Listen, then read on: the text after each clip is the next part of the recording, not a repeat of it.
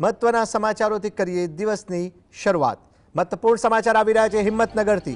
સાબરકાંઠાના હિંમતનગરમાં હાથરોલમાં ગઈકાલે રાત્રે ફેક્ટરીમાં ભીષણ આગની ઘટના હતી।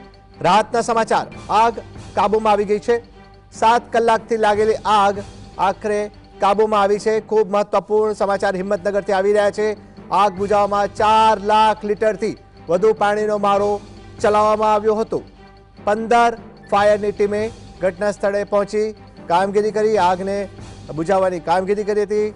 રાતના સમાચાર કે કંપનીમાં કામ કરતા 260થી વધુ કામદારો સુરક્ષિત હોવાનો અહેવાલ સામે આવી રહ્યો છે। સદનસીબે આગમાં કોઈ જાનહાનિ નથી, પરંતુ કરોડો રૂપિયાના નુકસાનની સંભાવના વ્યક્ત કરવામાં આવી છે। ફેક્ટરીનો મુદ્દા માલ આગમાં બળીને ખાખ થઈ ગયો છે। જીએસટીવી દર્શકો સુધી પડે પડની જાણકારી પહોંચાડી રહ્યું છે। સાબરકાંઠાના હિંમતનગરથી આ મહત્વપૂર્ણ સમાચાર સામે આવ્યા છે।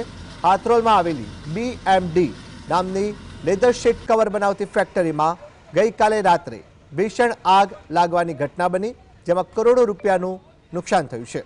મેજર કોલ જાહેર થતાં જ સાબરકાંઠા અને અરવલ્લી જિલ્લાના 15 ફાયર ફાઇટરોની ટીમે 7 કલાકથી વધુ સમય સુધી 4 લાખ લીટર પાણી અને 5 લાખ ફોગનો મારો ચલાવ્યો હતો। ભારે જહેમત બાદ રાત્રે 4 વાગ્યાના સુમારે આગ ઉપર કાબુ મેળવવામાં આવ્યું છે।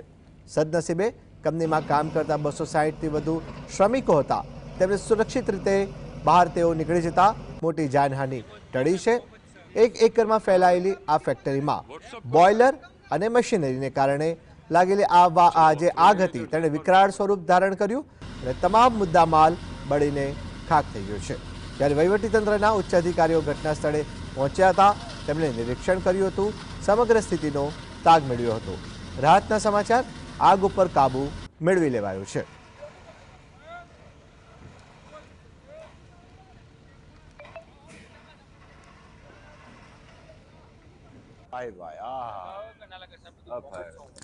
હિંમતનગરની વાત કરવામાં આવે તો હિંમતનગરના હાથરોલમાં ગઈકાલે રાત્રે અચાનક ભીષણ આગની ઘટના બનવા પામી હતી, જેને લઈને વાત કરવામાં આવે તો લેધર શીટ બનાવતી ફેક્ટરીમાં આગ લાગી।